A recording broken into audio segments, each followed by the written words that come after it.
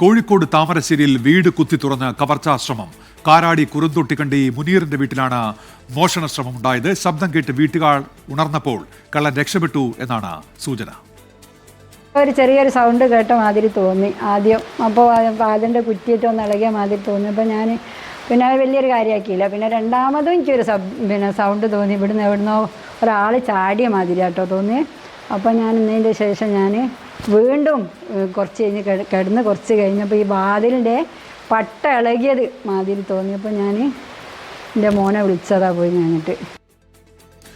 മിഥില ബാലനുണ്ട് ഇപ്പോൾ കോഴിക്കോട് വിവരങ്ങളുമായി. മിഥില, പോലീസ് കാര്യങ്ങൾ സ്ഥിരീകരിക്കുന്നുണ്ടോ? എന്തൊക്കെയാണ് വിവരങ്ങൾ മിഥില? ഇന്ന് പുലർച്ചെ 2:45 ഈ ഒരു സംഭവം ഉണ്ടായത്.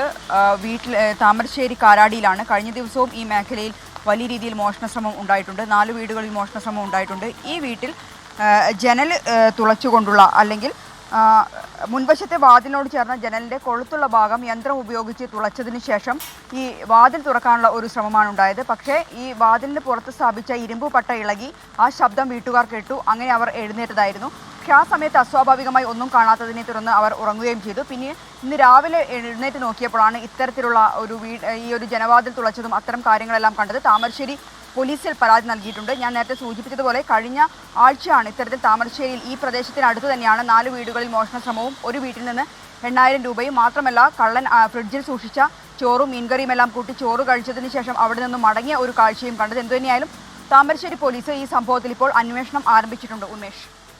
ശരി, മിഥില ബാലനാണ് വിവരങ്ങൾ നൽകിയത്.